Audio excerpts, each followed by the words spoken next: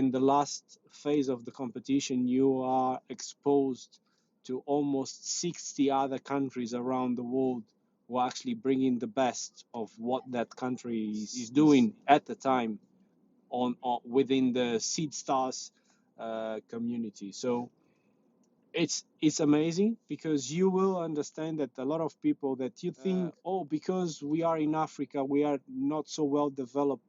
There is people working almost in the same type of issues that you have, in a different scale, of course, with different tools and with a much better prepared supply chain. I mean, like banking, telecommunication, access to internet, prices, access to funds. So all of these things that belongs to the supply chain, to make sure that technology and innovation can be applied. Kubinga has got a set of products, as I mentioned, is to deal with mobility for single and a group of people, deliveries for single and multi deliveries, the marketplace, the wallet, digital wallet, all inside one. So one of the things we learn is by heart is that some products need to wait the appropriate time to come into the market. 100 electrical motorbikes to make sure that we could attend our service of delivering and also motor taxi. Make sure we go green, okay? It's not like a green that you're gonna have to wait 2 hours for your bike to be recharged, but it's a green where you can actually stop in a place, take a new battery or a charged battery, place the old one back and move along.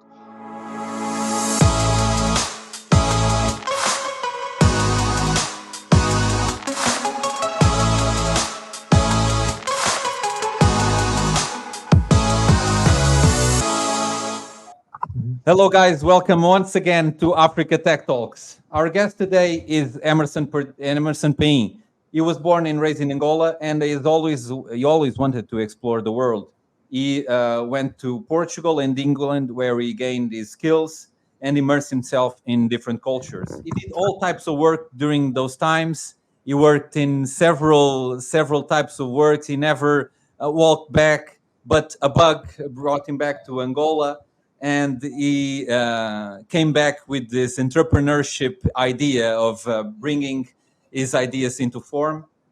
And he created Kubinga, means to ask in Kimbundu, a local language in Angola. More than a mobility platform, Kubinga is a vibrant ecosystem that connects drivers and passengers, facilitates delivery of food and goods, and offers mobility payment solutions, as well as connects companies to the drivers and to this company. All of this is carefully adapted to the local reality with affordable rates, cash payments acceptance, and operation in areas with limited internet. We invite you to join this journey as part of Kubinga and believe, like me, that dreams can come true as in mountains. Thank you, Emerson, for coming. Thank you, Andre. Thank you, team from Tech Africa. Thank you very much for giving me the opportunity to share some ideas and some thoughts about what we've been doing for the past almost 6 years. Without further delays, I think Ivo now has a question to you. Ivo. Yes, thank you, Andre. So first question for you, Emerson. I think Andre did a pretty good job, a very comprehensive introduction of yourself and your journey. But tell us, for the people who don't know Emerson Paim, tell us a little bit more about yourself, how you came to the idea of creating Kubinga, and what can we expect of Kubinga in the near future. Well, Emerson is a person born and raised in Angola up to he's nearly 18 years old, who managed to fly out to Portugal, looking for developing the academic skills. Not only that, but also managed to do several type of works just to make sure that I could afford my living over there. Got married in Portugal, got a kid in Portugal, flew to England to look for better life conditions, pursuing the studies again, always bringing the academics to enhance development. But in reality, all of that looking for always a better way of getting in better incomes, better lifestyle, or better conditions for my life itself. So that's Emerson Paim. I came back to Angola in 2011 with a dream that I could contribute for bringing a better society, to develop business, to help developing the country. And when I came back, I had passed through University of East London, studying civil engineering, which I haven't finished my degree. I came back without finishing the degree, but I was always looking for opportunities within the field. During my process of academics, I was also working for the Hilton chain, Hilton London Canary Wharf in particular, which allowed me to gain some experience, being exposed on customer services from the beginning. So my first job at Hilton was as a luggage porter. So he gave me he sharpened some people-to-people skills a little bit, and knowledge about the business that moves in between the mobility from and out of the hotels. Then I moved up the ladder. I went to reception, and when I left Hilton was as a guest relations manager of the hotel, with responsibilities of duty manager for 2 days during the week. And I was also doing both the work at the hotel and continue my studies. But due to certain life reasons, I decided to come back to Angola with a dream to build, and always pursued the knowledge that I gained. And I managed to work again in hotel hospitalities in here, Hotel Tropico. Then I moved to Hotel Bahia, and then I managed to get a job with KBR. Kellogg Brown and Root is the company that actually designed the Lobito refinery. I'm talking about 2012. And I worked for KBR from 2012 up to 2015. By that time, the company had developed about 33 engineers, field engineers, and I was one of them. But because of the economic constraints, they closed the office in Angola, and they kind of gave us some cash to go and look for solutions. So this is where I started investing in different fields. And by 2017 December, I met Daryl, and Alan in my house in Patriota, and they were talking about bringing something that can actually change the life of people using technology. Obviously, Uber was the best example. We all were very excited to know the capabilities of Uber, how Uber can actually move the economy, bring more jobs, or at least self-sustained gains for more families. And this is where the idea came across. So Alan and Daryl, they had the responsibilities to work in a different fields. I was already investing as an entrepreneur. It's not only investing, but working out my business solutions. And this was where I placed the last niche that I managed to get from 2016 up to 2015 up to 2017, 18, where I could use the savings to do some investments on that field. So what we did is we studied the best place to understand mobility in Luanda city center, which is in between the building from Ministério das Finanças and Sonangol. And we wanted to understand how this business can be brought from the informal sector to a formalized opportunity, where the owners who invest in those cars who are lying down there can actually understand how much money this car can make. And the economic financial formal system, we're talking about commercial banks, can see the decrease of the so-called risk within the business. So the guys who are driving those cars can one day become the owners of their own cars and make it in a more professional way. So these are the basics of the origins of me, myself, and how Kubinga came across, and how we saw the opportunity by studying that particular place. The people who actually know Luanda will know these names like Galinha Rija, Rabo do Pato. So these are names we give to certain type of transports and cars around the city, so people can actually move from one place to another. So that was the basis of our studies around 2018, January, February, March, and then in May, 18th of May was the first official release, so the first ride that we made around the city. Well, that's amazing, Emerson. Thank you so much for sharing your journey. This is the kind of question we always like to ask our, but the entrepreneurial journey is quite lonely, and your story can inspire others and our audience for their own endeavors, right? So you said that professionally, so you kind of started and you worked in the hospitality business that also has kind of a connection with the transportation or mobility business. So you, since an early stage, you always dealt with a lot of people, and that's and for instance, in your area of business, in Kubinga's area of business, that's very important, right?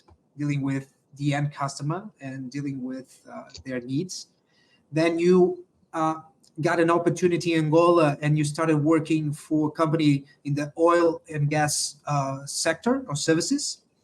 Yes. So they kind of, they're not an international oil company, but they are a company that provide specialized services in those areas. And for this matter, it was for the Lobito refinery, right? So I don't know, project management, engineering, planning, or something like that. It's a EPC, one of the biggest 7 EPCs around the world for oil and gas. So they build normally FPSOs, TLPs, big refineries, big heavy industry. They work on military side. They work on, well, not military side, is like big projects, like big scale, and Okay. oil and gas. They are one of the 7. Okay. What I meant about international oil companies was not, it was not a small company, but an extraction, like an extraction company that extracts. Oh no, the oil, they are but service. Yeah, they are engineering service providers. They are not the extractors. It's not like the Total or ExxonMobil. They are the ones who build the tools. I would say the tools to be able to explore. So the big boats, the big rig boats, and everything. Yeah, there's a whole ecosystem around oil and Yeah. gas. And so you worked there from 2012 to 2015. Then you met your business partners and you came up with the idea for what is today Kubinga, right? So you started between 2015 and 2016. Kubinga was born, so to speak. 2017, I would say. No, 2017. 17. So Okay. 17. So I invested in other type of business, and I was developed other type of business aside from technology or involving technology itself, more on trading. But then in 2016, when the cash flow was really low, Yes, due to the Kwanzaa devaluation from 10 para câmbio de 10 para câmbio de 20 e pouco. Yes, Oh, exchange rate, 10 exchange rate. It was crazy. It was after 2014, right? Things got to start. Got worse, way worse, right? From 2014 to and following that year, it was crazy. So, but tell me, since the inception of Kubinga in 2017 until the present day, 2024, what changed in terms of your vision, and how did you adapt to the market conditions, right? Not just only the country conditions, but also to the fact that you were one of the first players in the market doing mobility services. But in the last few years, we've seen some new players coming out, others coming in very recently. How is Kubinga adapting to that change? Well, for ourselves, the founders of Kubinga, we haven't yet solved the equation we wanted to solve. So we haven't found the true answers of the equation we built. We are halfway there, we would say. but it changed a lot. So when we've started, bear in mind, we started with a super app, was something that you could ask for a ride hailing, you could ask for a delivery service, you could put like your store to sell or a virtual store available in a wallet. From 2018 to 2024, the payment system of Angola itself, like the banks, the way banks do transactions, the way they develop their own technology to be able to allow transactions, changed a lot. And this makes a lot of difference when you are dealing with technology, because we see technology as an intermediation in between a lot of people looking to do a lot of stuff and few people looking for very specific stuff in something where it's like a big praça, I would say, big market. Okay. And obviously the one of the key points of that is, how will I pay? How will I make sure that I'm paying to the right guy to do the right service at the right price without being robbed, without having any difficulties in here? And not only the technology has developed, but the legislation itself has been developing for the past 5 or 6 years. So the vision's still there, okay? The ultimate line still there, but the path that we designed is changed. So you gotta have to adapt to these lines to be able to keep on going up ladder by ladder, and to achieve the. It's changed a lot for the good stuff, in terms of technology. I would say I call this the supply chain, because if you're dealing with technology in countries like ours, where telecommunication is very important, payment systems extremely important, all those things that deals with technology is extremely important, and most of the time are not available, which in 2018 were not available. Even the guys who were already well developed in terms of academics, in terms of technology, they wouldn't believe that would be possible for Kubinga to work. So there were a lot of doubts of, what about the internet? You don't have internet in every place, which still we don't have internet 100% working in every single place of Luanda. There are places that you still miss some good connection, but no one could believe that a map, will your map work? Our roads, they don't have names. Most of them, or some of them, they had no names. We still have roads that we called a place by the name of the guys of the community that have put that name in there. But if you go to the toponomy of Luanda, you don't see that name original in the map. So, but then Waze came in 2018. We start using Waze. People were, and the ones who knows Waze, it's like a feed for more, I would say, more refined information within the maps. And right after that, I think you guys noticed that Google bought Waze. So there is, everything is actually, the dots are connecting themselves while we're walking. It's not because of us for sure, but is the whole world does the same trajectory. So it's not like a single line. You have to adapt. Okay. And although the vision's still there, all these changes moved us up from one side positive, but obviously on the other side went down. For instance, we had no competition. The country has got no rules in terms of competition. Or if there is rules, there is no institutions who can actually go and make sure that those rules are well followed. We still have no access to finance as such as other countries have the facilities. They have funds, they have legislations that gives priority or gives some incentives for people who is developing something that can make things work very well. So there is still few things in here that works in advantage, and other ones they work not so well in advantage.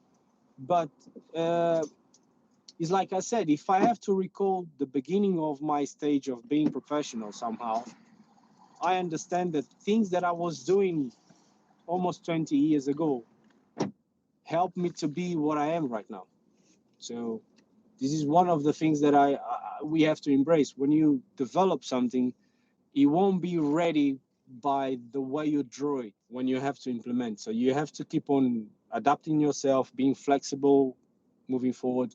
So again, the vision's still there.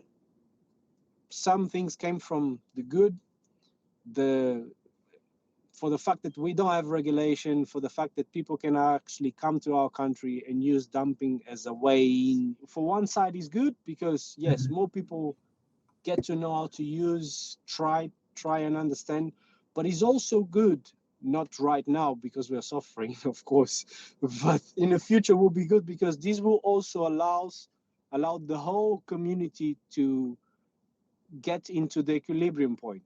Because once you start using something, first of all, you're going to use because you need, but when you have to choose, you got to use because you want to use what feeds you. Okay. So, and one good thing that is coming out is like the generation Z is more like conscious mind. They want to make sure that the money they spend to benefit not only themselves but the community. So all these little bits will add up somehow in the future, and the ones who are actually providing a real added value to the market. It's not a priced value to the market. It's a real added value to the market.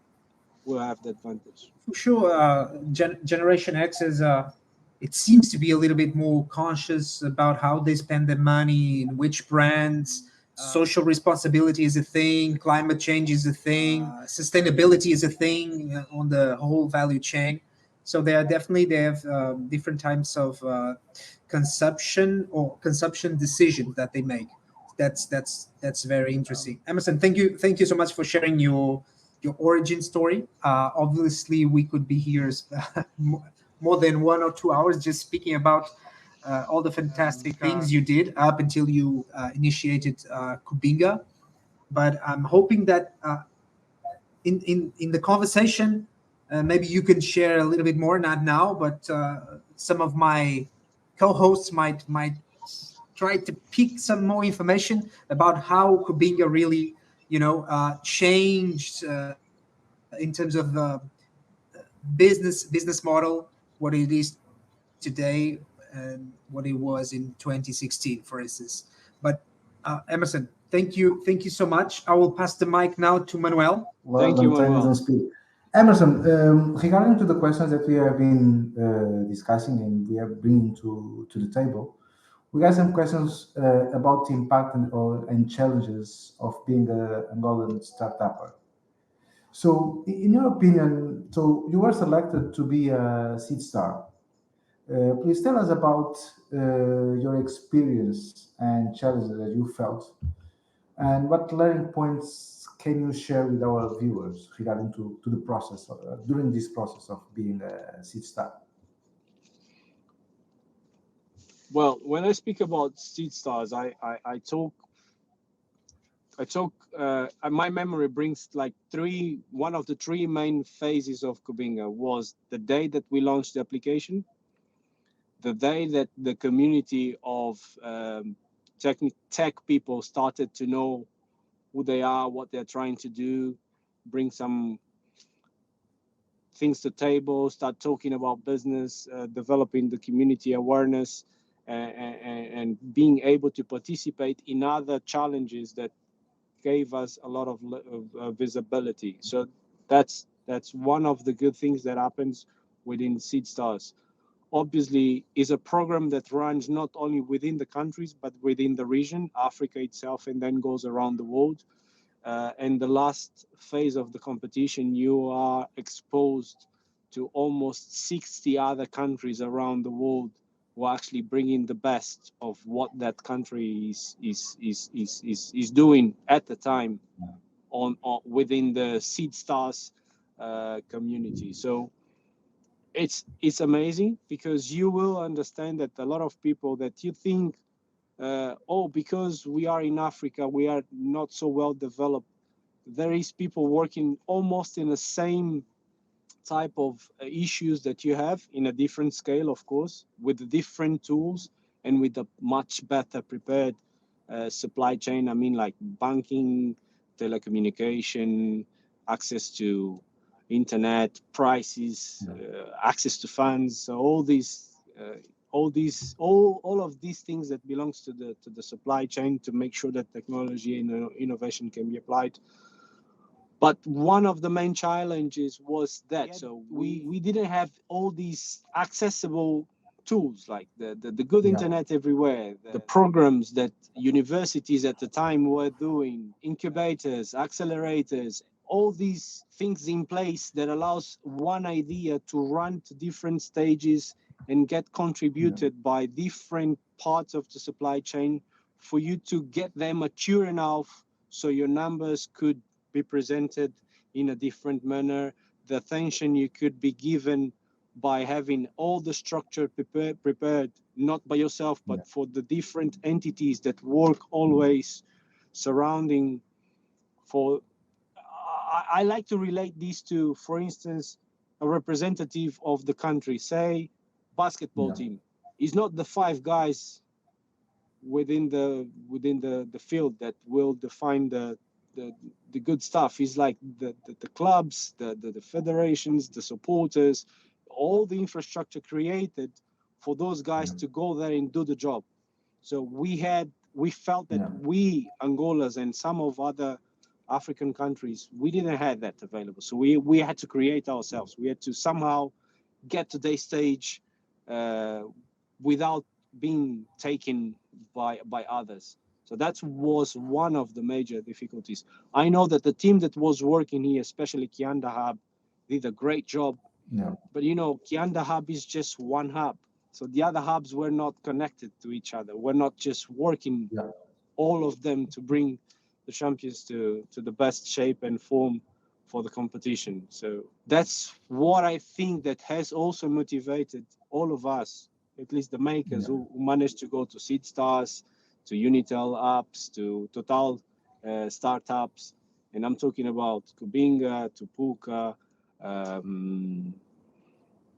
We Connect, the other guys. So that's probably why Capia, that's probably why all of those guys decided, okay, let's go and create the Association of Angolan Startups and Entrepreneurs for Digital, to make sure that the other guys who are coming before us don't suffer the same pain that we still trying to overcome. Not so easy. Hasn't it's easy to understand, and we are like in the same ecosystem, and we also know how difficult it is to build an ecosystem to can support and flourish the startups and the projects that we have in our hands when we trying to go ahead. And the question that I have for you is regarding the with the unique challenges faced by the new entrants. How does Kubinga plan to address the issues moving forward? If we look at the new environment that you have for mobility business, for example. Well, one of the things we've learned so far was Kubinga has got a set of products. As I mentioned, is to deal with mobility for single and a group of people, deliveries for single and multi-deliveries, the marketplace, the wallet, digital wallet, all inside one. So one of the things we learn is by heart is that some products need to wait the appropriate time to come into the market. Same as dealing with the market itself is we need to understand that at this stage the market is so unregulated, and the entrance point for the past 3 major applications in Angola was based on dumping. So you won't be able to fight when everyone is losing. What we did is we decided to move and go a little bit more on B2B, make sure that we could fulfill a gap available within the market, even purely because our public transportation is not as good as we wished, and this forces several SMEs and even big corporate companies to operate a fleet, which sometimes or most of the times the moving their people obliges them to buy cars and do all this stuff. So this is where we pretty much pivoted for the past 3 years, and we're doing somehow good job on that. And the other one is just trying to understand that the market is going to a phase where the costs for maintaining a fleet is getting high. So we decided 1.5 years ago to invest in joint venture with Bob Echo, in 100 electrical motorbikes, to make sure that we could attend our service of delivering and also motor taxi, make sure we go green. Okay, it's not like a green that you're gonna have to wait 2 hours for your bike to be recharged, but it's a green where you can actually stop in a place, take a new battery or a charged battery, place the old one back and move along, thinking that we are not only just putting the services available, but by adding this feature that you have a cupboard where you can actually buy a rechargeable battery, adds one or two extra working places for a guy who is actually doing that. And this is one of the things we are conscious of. Normally, technology comes and deletes some type of jobs because automation allows that to happen. In our sense, in Kubinga, we have the understanding that our country is a little bit different. The level of literacy of our people will take somehow time to catch up. We must think on jobs which are easy jobs, and just because we're bringing technology, we cannot leave the other people aside. So it's thinking on how sustainable can be technology implemented in a place that fits the context of this place itself. It's not just applying technology or innovation, it's trying to be conscious of the environment that we are in and transform the challenges into more opportunities or better opportunities within the community. So it's kind of the things we're still doing. So what we try to do basically is, okay, there is a challenge. Let's see how can we bring it to an opportunity that feeds not only us, but goes back to society too. So Emerson, I've been listening to you very attentively, and you mentioned many points that I believe are fundamental in the mobility sector in the African cities. This means you started with something that is really interesting, saying that the names of the roads and the streets were not disclosed and were not known on the app. This is something that is very interesting, because one of the things that would or that is difficult is to make some delivery to get to a certain point. If you need to deliver just a simple letter, just a simple letter, you can't send it to anyone because you don't know the name of the street. You don't have, in most of the city, you don't have the number of the door. You don't have anything that can help you because of the structure of the urban landscape. You have a very difficult structure, and I think that technology and your app is probably helping to bridge that gap and to make ways of encountering here some kind of a better way to make this connected. Another thing that I've been extremely suffering from is the traffic. Whenever you leave the home, you always think, 1 hour, 2 hours, you never know what's going to happen. These are the main problems that I think of. And this leads me to one of my favorite topics these days, or one of the most favorite topics, which is smart cities. My colleagues also we've been debating this for some time, and we would like to know what is your take and what is your view of the challenges, or about the challenges in the African cities in this infrastructure, namely traffic and mobility, and how do you think that bringing technology will optimize this? Well, Andre, I understand this major challenge happens on the urban cities of Africa, because the urban cities of Africa are normally dense packed places. So it's like a house difference in between one window and another one. doesn't really obey any type of what is it called? Any type of Structure, rule. rules and regulations. I think I've been blessed. So I mentioned that I was studying civil engineering in UK. So rules, regulations, norms, all these little things are really, really important. Solving the urban problems, it will take time. It will need a lot of investment on infrastructure. So the places will stop a lot of Africans to go to the same place to do one service. So when we start decentralizing the services, when we start growing and using the land, which will be another challenge, because in one way we have cities which are packed, but then you have land which lasts forever. So to build Portugal, you need half of Mochico province. Mhm. So if you put Portugal inside of the map of Mochico, it only uses half of the land of Mochico and will spare another 9,000 kilometers. So, and Portugal is about 14 million people. Mochico is less than 1 million people. So there are two challenges there. One is, okay, will technology solve the problem itself? No.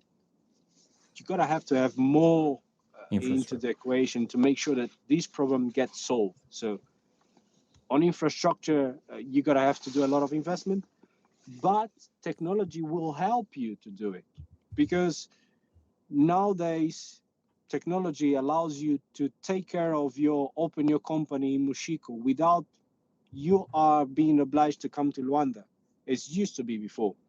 Okay, you can do basic payments and take care of some documents and do your administration basically on those so-called remote areas because of technology, if you apply this technology. Okay, it has to be a combination. And again, a lot of people goes back, oh, the state is obliged to do it. Yeah, but the private sector also is obliged to do it. So if you have the money, if you have the cash, if you have the services, why don't you decentralize? Why don't you just give up on being there every single day for the past 35 years and do not let someone run this part when you can actually move yourself out of Luanda city center and open your main office somewhere in Benguela, Wheeler. Why not? There is schools there. There is university, very competitive universities in Wheeler, at least as far as I know, in Wambu. Why not? Why all the private guys need to be in the same place looking for the same thing? So again, we all as Angolans, as people who is looking to invest in Africa, should seek the opportunity of exploring the land. It's vast, it's huge. And this could be a challenge because, so to develop Portugal at the stage that it is, you use billions. To develop Angola, you would need 14 times the billions that was used in Portugal just to feed the whole Angolan. So the whole Angola. So yes, again, technology will help, but you need to have a good strategy. You need to have a very, very clear long-term commitment. Yes, the government may lead these, but I don't think the whole blame should be on government. And as far as we know, development around the other countries, yes, the government leads, but the leaders of finance somehow lobby for things to happen in a different manner. Okay.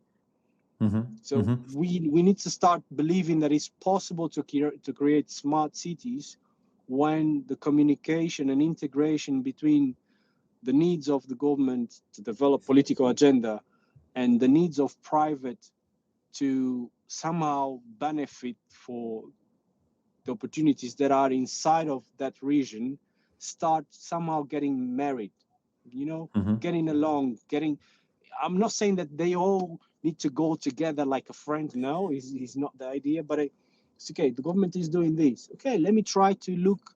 How can I somehow build a service which can not compete with the government, but fulfill the gaps that the government is needing? Let me try to understand. Your idea is that so the government and the private actors of the investors and the companies should build a partnership in some terms where the private companies should fulfill the gaps from the government actions and their political agenda to guarantee that this decentralization that you talk also happens, and you can create a larger footprint from the companies around the entire continent. We're not just talking about Angola; we're talking about the entire continent. You mentioned 2-3 cities that I particularly like because they're very and sometimes whenever you're from the outside, we don't see them as big centers of activity. But if you go there, you see the same traffic. You see not the same, but you see a lot of traffic. You see a lot of people, a lot of consumption, and they also have needs, and they also have challenges that maybe addressing them there will be helpful for you to understand, and then who knows, scale to another big city, and that's probably what you're saying. And this is a part of the challenge, because if you have this fulfilled, then you won't be having so many people going back to Luanda or to other bigger cities, and then you have a better distribution of the space, and this will help to maintain people in their cities, and this way you integrate not only a city but a country in a digital space. Is that it? Yep, that's it. I'm not saying that now the government has to lay down a new legislation that MOU needs to be signing between governments. No, I'm talking about a table where the government brings their vision, and the private understands that this vision has got a period of time to happen, has got this quantity, this volume, this. So things need to be there. So for the private investment becomes less risky, you know.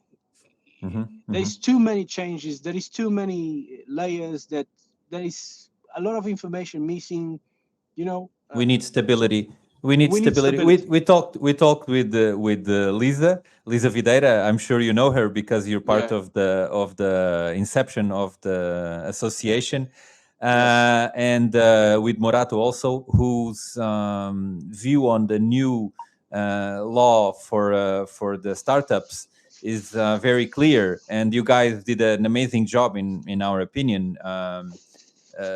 On creating that environment so that startups can scale up and have some support from the government entities also, and have what you're saying, you know, like there's a ground, the legal ground, like for instance in the transportation, you also have a legal ground that is being built, and all this legal framework is very important for companies to develop their activity. And from what we understand, and Ivo is always talking with about this, is like, what's the difference between most countries and the US is that the US, whenever they change the regulation, it takes 30 years, because you have the Congress, you have the House, you have everything. So you don't change legislation, and you have a stability framework for many years that allow you to invest and to know what you're doing and to know what you're expecting. So I think that's part of your vision, right?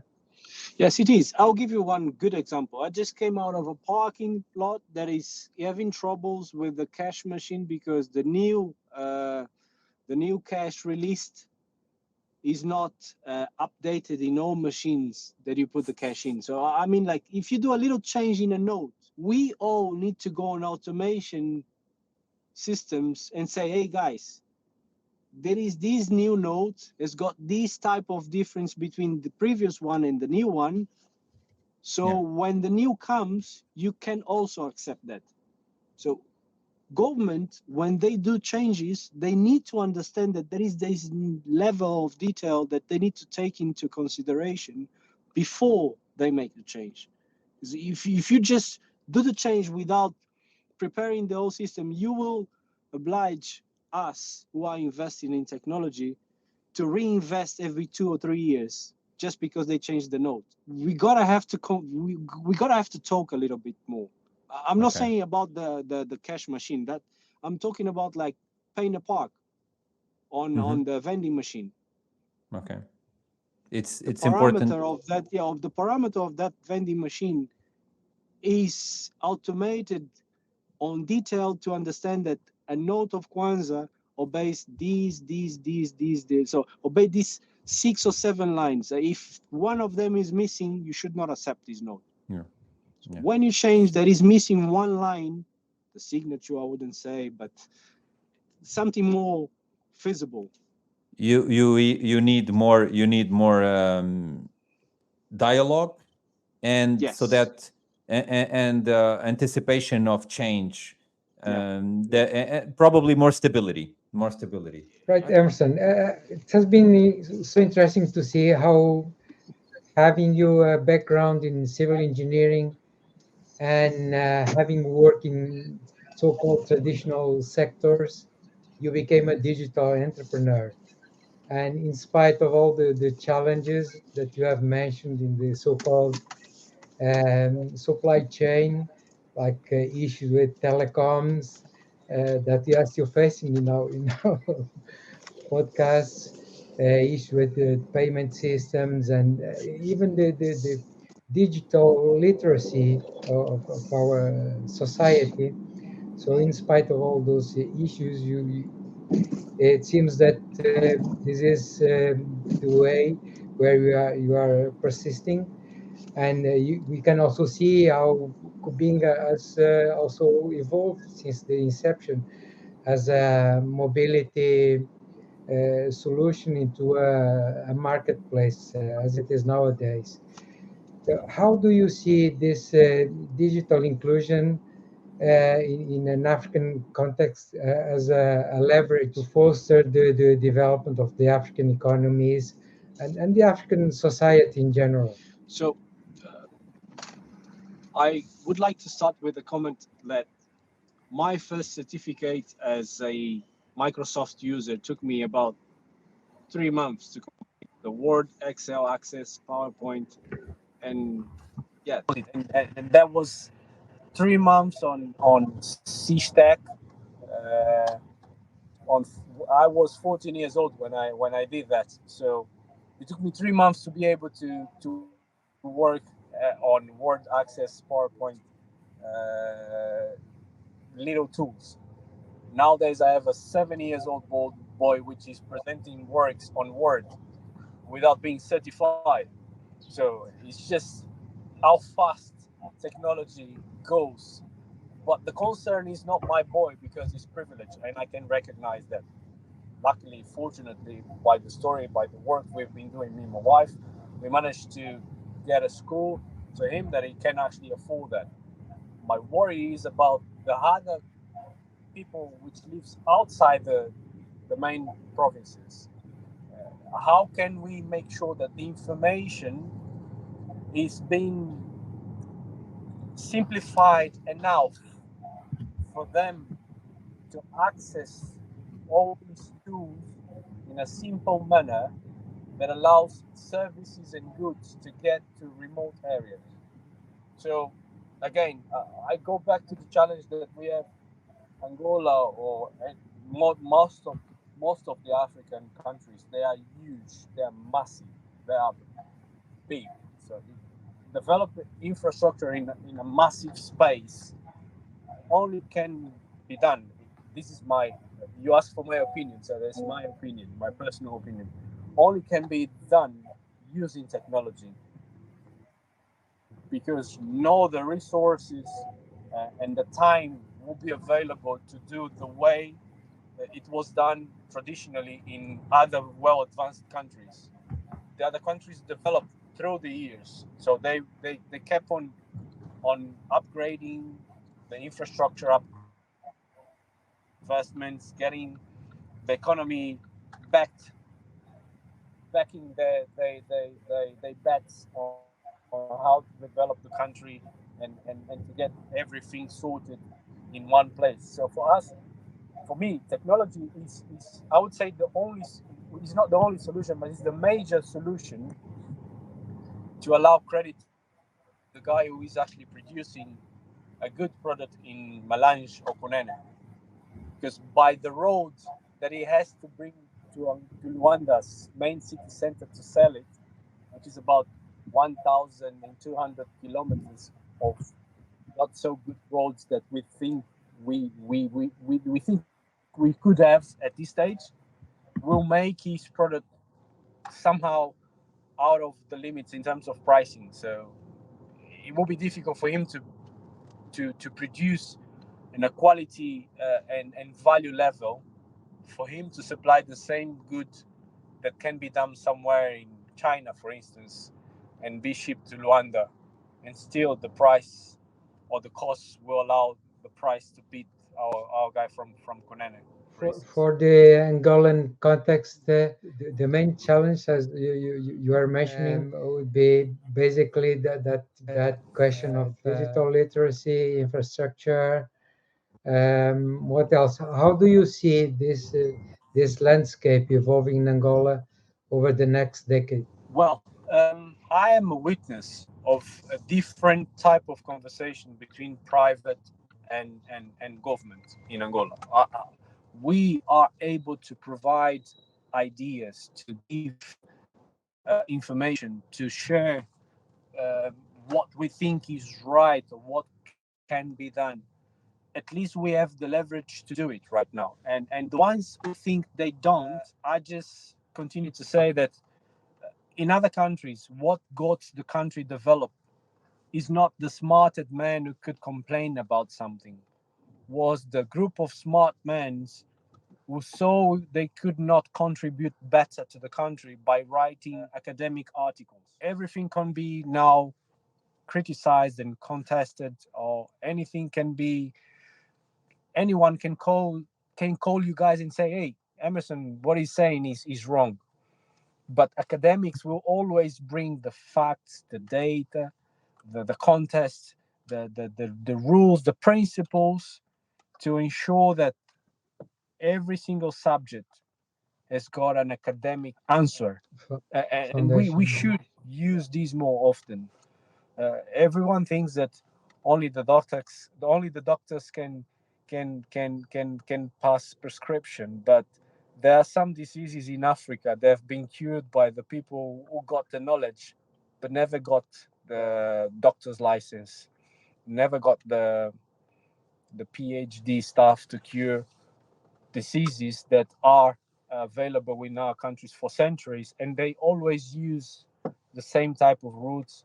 I'm not saying that we should go back there, but we should also consider those who are actually doing or proving by doing and not proving by talking. Yeah, and that brings up the capacity that we have, but probably not sufficiently fueled to develop more talent and to innovate more. And I will hand over to Manuel. Okay, Emerson. Yeah, good. Yeah, Mano. I have one more question for you regarding to the tech landscape, and Yes. from your side and from what we have been watching the last times.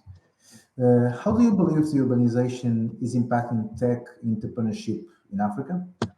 And in what way can the continent increase the tech talent pool be harnessed to drive innovation and spark economic growth?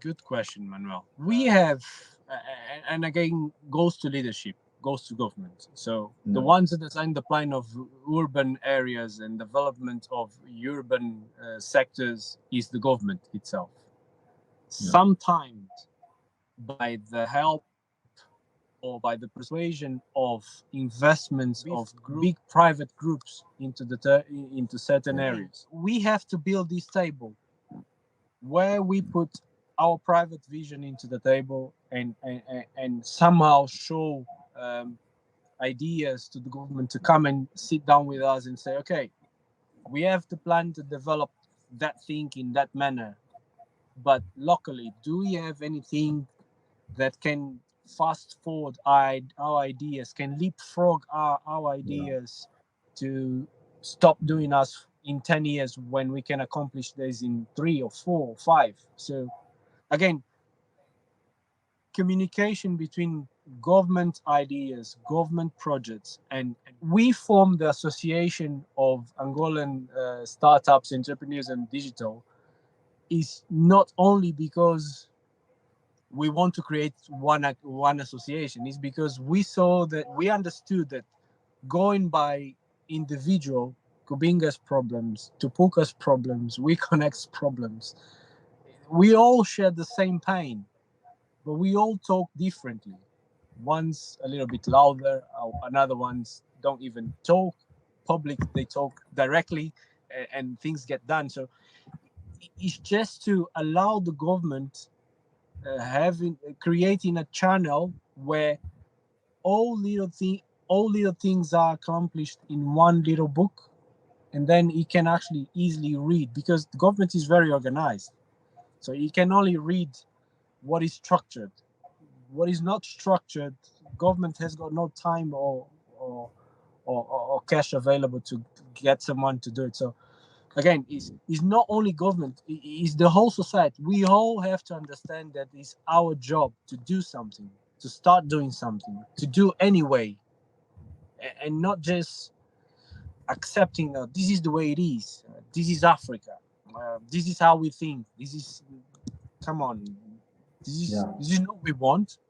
Not all of us. I'm sure certain that every single minister at the end of his career would like to see his sector well developed, regardless if it is only done by the government or by a pool of private guys pushing for these things to happen. At the end, we all want to see development. The difficult part in here is, are we all talking the same language? Are we all sitting in the same table? Are we all discussing the same issues? So we as a society have to find a way to create this line of communication. And once we overcome that, will be easy to see like a 10 years um, Angola plan. But again, there are things that we all have to compromise. Private, non-private, we all have to compromise.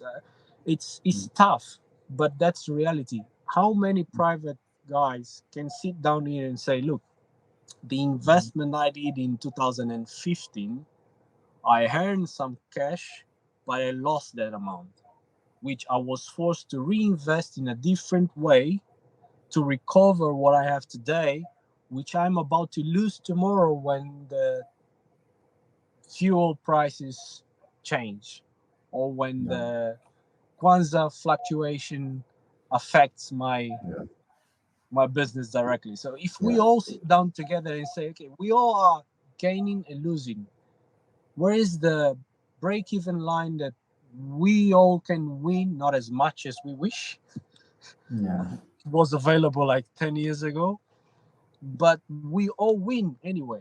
And it's not tough. We just need to do it. Yeah. And how to do it?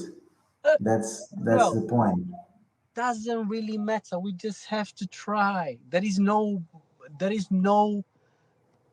in my understanding, there is no mathematical physical formula that will give this to us. The only thing I'm certain is, regardless if the price of fuel goes up or down tomorrow, we're gonna be here tomorrow if God allows us to have life. Regardless who is the government today or who is the government tomorrow, we're all gonna be here, waking up at the same time, dreaming to have a better product, a better economy, a better service, a better financial statement at the end of the day. We all want that to happen. So we may just well start doing it. People won't listen to you. People will call you, oh, again, this critical man, this guy who is always talking. But well, okay, let them think of what they want to think. But what was he doing? I, look, I was asked, why do I complain so much if my company still open? And I said, well, simple. I have the Modelo 1, Model 1 paid from 2018, 2019, 2020, 21, 2023, 2022, and I pretend to pay 2023. That's why I complain. That's why I do it. I do it because I have the right to do it, as well as I have the obligation to do it. I have the obligation to pay my duties. I have the obligation to pay my taxes, but I have the duty to ask for more, for better, for quicker. I've been raising my voice. It's unacceptable. For 5 years, I've been talking every time they gave me the opportunity to talk. Why don't we have the real time payment available now? Right now, why can I not block certain amount of a debit card in Angola in 2024 March now, block for a service which I have sent the estimation of the cost to one guy. Okay, at the end of the service is being completed. I charge only what the guy used, and the money becomes available in my account. It's not a matter of costs, because they always charge. They already charge anyway. It's not a matter of technology, because technology exists decades ago. So our system is like a twin from SIBS.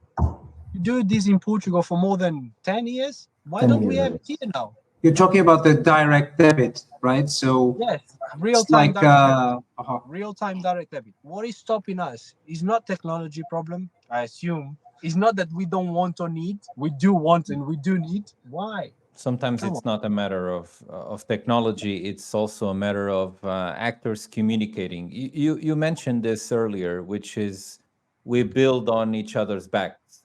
And I think there's this author, Yuval Harari. He says that our difference from monkeys is that we cooperate in large numbers. Because he would not bet on a human being against a monkey on a fight. So we have to cooperate in large numbers, and that's our ability to make things happen and to differentiate from the other beings or from the other animals on Earth. What you're saying is that we should talk further, we should talk more, and we should try to build on each other's shoulders so that we can grow from there and build a better society.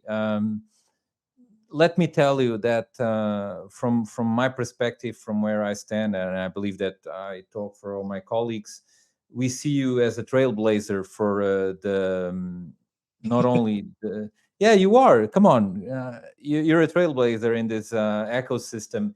You've been here basically leading the way. Apart from the Leva to Puka, which was the first, probably not probably, for sure, in Angola, you were the What's the second. puka? Was to Puka, Yeah. yeah, but you were the second, and look, coming in second is also a part of being one of the trailblazers. Yeah, come So on, the, it's the Trailblazer was We Connect. It's got 8 years, almost 9. And then came to Puka, and then we came after. true. Paulo, and We Connect were they have been in the ecosystem very early, or from very early.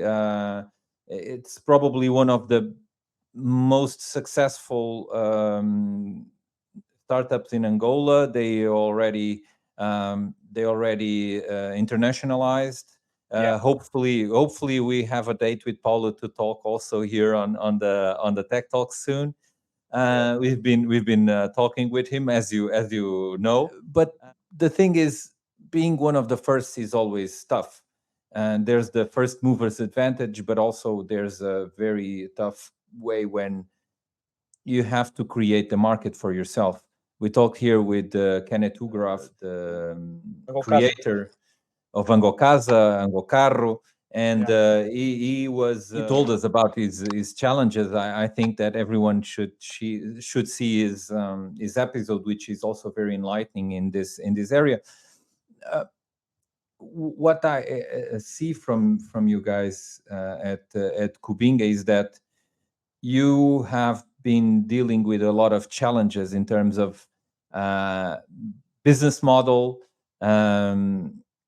law, and framework, and also access to capital and enforcement of the law in your behalf. So this has been some of the issues that you've been dwelling with, but also you from our conversation, I see that you've been focusing a lot in this private and government alliance, and that you believe that this should also be brought up as an issue, right? Yes.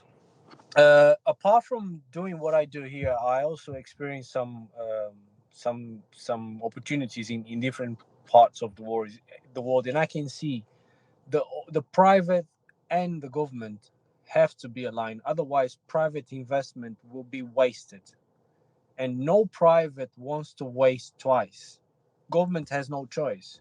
Next year they have a budget, they have to they have to spend again, they have to invest again. Private has access to assets, and he has to invest to get the returns back, so he gets the credibility to have access to more assets and keep on reinvesting. So if a private group, and this is very important because our government is doing a lot of efforts to bring private investment to the country, especially investment non-related to oil and gas, for the diversification of the economy around here. So if there is no alliance of the investment already completed by the nationals, private basis, if you can't secure the private investment of your nationals, you gotta have challenge to secure the international investments, because it is very safe to go and invest in other countries, because we see no much changes in terms of government. It doesn't really matter who is governing in Europe, wherever is related to, for instance, to real estate, it lasts for decades. It's not like now the law of real estate is this, and tomorrow the law of real estate is that. Because why? Because a new government came into, or a new person. So we have to acknowledge that we have these difficulties not created by us, but this is how the world perceive us. We need to understand that. That's why we are so called non-reliable. We need to understand that. So, but if you have the private coming along and explaining how difficult, how tough it is to navigate the actual laws that you are bringing in, will be more easy for people to understand. Hey, those nationals are actually taking the market, and they are sustaining and they are growing. Well, come on. If the national is secure, and if the national can bring another partner, it will be way much easier to get the investment. This was well done in one sector of our economy. In terms of oil and gas, we don't need to talk to understand how well was it done. But now we need to move to the other sectors, which is the non-oil and gas sector, and we need to understand that some dynamics need to be created to grant that these investments, the good investment, comes and stays. Because if I have to go to another country, it would be way much more easier. Sorry to use this to say in this way, to partner with someone which is doing the same that I'm pretending to do it, because he's local, he has access to perhaps information, finance, and networking, which is really important. So I would feel more secure landing in a place where I have a partner, a local partner, which is doing good, rather than just going by myself. Emerson, thank you very much for your insights. It was amazing to talk to you as always. We hope that soon we have news about Kubinga and about your other projects. I'm very excited to hear about them. Our conversation went very well. I retained some important ideas, which is the mobility needs to also be green, and that whenever you're creating automation, you also have to involve the community so that it can be applied. And I believe that you go and you stand by those principles, and that's very, very important. Also, that you believe that private companies and the private sector should always be a part of this government gap that exists. But to have that, you will have to bridge the gap between the legislation and the enforcement of that legislation, so that it can also be something that is secure and long lasting. I hope you enjoyed our conversation. I have to thank Manuel. Manuel is not here anymore. I want to thank all my co-hosts, Ivo Martins, our tech guy, to Victor. Yeah, you're the tech guy. You don't know. To Victor, our business development man, and also an entrepreneur in your area. He's also in the digital market in Angola, so he's facing many of the challenges you're facing as well, maybe others in this case. And I want to thank you again, and I want to address all our viewers so that you can subscribe to the channel if you liked, and put a like on our video. Thank you very much. Thank you, Andrea. Thank you, Vitor. Thank you, Ivo. Gasa Kidila. Thank you, Emerson. Gasa Kidila. Gasa Kidila.